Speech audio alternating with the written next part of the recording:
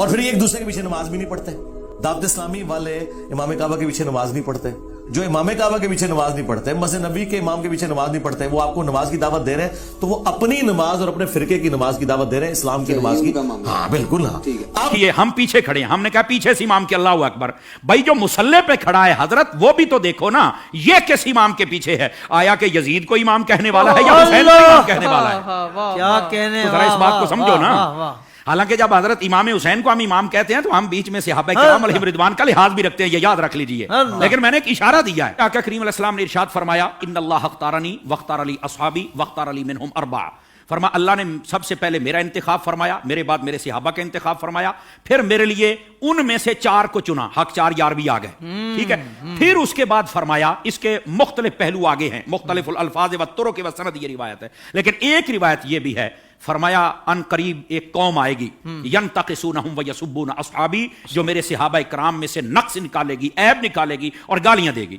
فرمایا جب یہ آئے تو حضور ہم نے کیا کرنا ہے؟ فرمایا لا تواکلوہم ولا تشاربوہم ولا تسلموا علیہم ولا تسلوا معہم ولا تناکحوہم او کما قال علیہ السلام. میرے آقا کریم علیہ السلام نے فرمایا نہ ان کو سلام کہنا ہے, نہ جواب دینا ہے, نہ رشتہ دینا ہے, نہ لینا ہے, نہ روٹی پکا کے ڈالنی ہے, نہ ان کے ساتھ کھانی ہے. اور میرے نبی کریم علیہ السلام نے فرمایا مر جائیں تو جنازہ نہیں پڑھنا, ان کے ساتھ نماز نہیں پڑھنی, سمجھ آ رہی, ان کے ساتھ نکاح نہیں کرنا. تو میں نے کہا یہ ہمیں چورن مت بیچو, ہم نے حضور کی حدیث پڑھی ہوئی ہے. اگر کوئی چاہتا ہے کہ ہمارے سامنے کھڑا ہو کر ہمارا امام بنے, امام بننے سے پہلے بندہ بن کے مجھے یہ بھی بتائے تیرا نبی کے بارے میں کیا عقیدہ ہے, تیرا صحابہ کے بارے میں کیا عقیدہ ہے, تیرا افضلیت صدیق اکبر بکار بارے میں کیا عقیدہ ہے, تو کل صحابہ کو جنتی مانتا ہے یا نہیں مانتا, تو نبی پاک کی اہل بیت کے بارے میں کیا کہتا ہے, یہ سارے عقیدے مجھے بتا دے, میں تیرے پیچھے کھڑا ہو کے نماز پڑھ لوں گا. کیا کہنے, کیا کہنے. ویسے یہ جو نمازوں کا شوق ہے نا, میں صرف اتنی بات بتا دوں بھائی جان, یہ ترمذی شریف میں روایت موجود ہے. ایسی روایات جب آتی ہیں تو پھر بیٹھ جاتے ہیں کیڑے مکوڑے, یتیم العلم یزید الفکر, وہ بیٹھ کے کہتے ہیں کہ نہیں یہ یوں نہیں, یہ یوں نہیں, یہ ٹھیک نہیں. میں نے کہا حضرت جب آپ کی اصل ہی ٹھیک نہیں تو آپ کو یہ بات کیسے سمجھ آئے گی؟ نبی پاک علیہ السلام تشریف فرما ہے, ایک شخص آ گیا, اس نے کہا حضور فلاں شخص فوت ہو گیا, جنازہ پڑھانا. فرمایا ہم نے نہیں پڑھانا اس کا, حالانکہ مشکاہ شریف پڑھ لو, حضور نے فرمایا جب کوئی فوت ہو جائے مجھے بتا کرو, جنازے میں پڑھاؤں گا. آپ اس بات کا اظہار فرمایا کرتے تھے کہ جنازہ میں نے پڑھانا, میں نے مفہوماً و مختصراً بات سنائی. اس کا جنازہ کیوں نہیں پڑھا؟ جب سوال پوچھا گیا تو آقا کریم علیہ السلام نے فرمایا انہ کان یبغض عثمان ابن عفان, یہ میرے عثمان سے بغض رکھتا ہے. جب حضرت عثمان کے بغضی کا جنازہ نہیں پڑھنا تو بتاؤ پھر ابو بکر کے بغضی کا جنازہ ہم کیسے پڑھ لیں؟ بتائیے کیسے ہم ان کے پیچھے نمازیں پڑھ لیں اور ان کے آگے کھڑے ہو کر ان کے جنازے پڑھائیں اور ان کے ساتھ ہم پیار کی پینگیں چڑھائیں اور ہم ان کو جفیاں ڈالیں؟ بھائی ان سب کو سمجھنا چاہیے یہ ڈائریکشن ہے, سیدھی سڑک یہ شفاعت نگر کی ہے, اس سڑک پر آ جائیں جس کا نام راستہ اہل سنت ہے, ہم تمہارے پیچھے کھڑے ہو کر نمازیں پڑھنے کے لیے تیار ہیں. تو جب عقیدہ ہی واضح نہیں ہے تو آڈی پنجابی کہندے نے ویکھ کے زہر تو کوئی نہیں پیندا. حضور شاہ صاحب ہماری پنجابی ویکھ کے زہر تو کوئی نہیں پیندا, تو پھر ہم تو نہیں پی سکتے.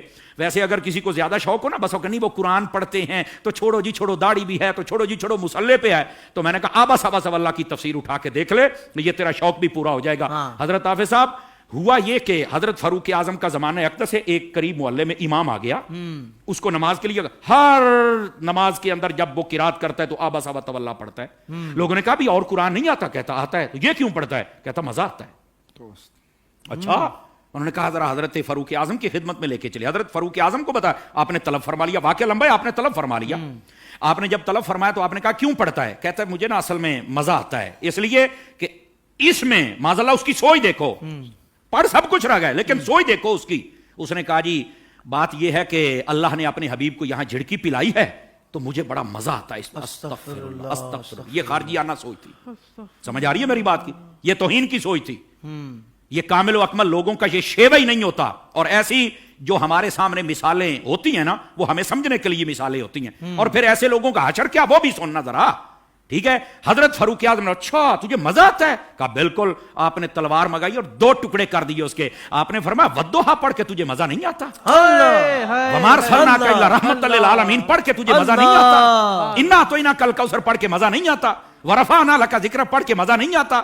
यानी जो कुरान पढ़ के दिल में तौहीन मुस्तफा की रखे, जब उसके पीछे नहीं होती तो जो सरेआम मिलाद पर कुफर के फतवे लगाए उनके पीछे कैसे हो जाएगी? अल्लाह इमाम काबा के पीछे नमाज नहीं होती।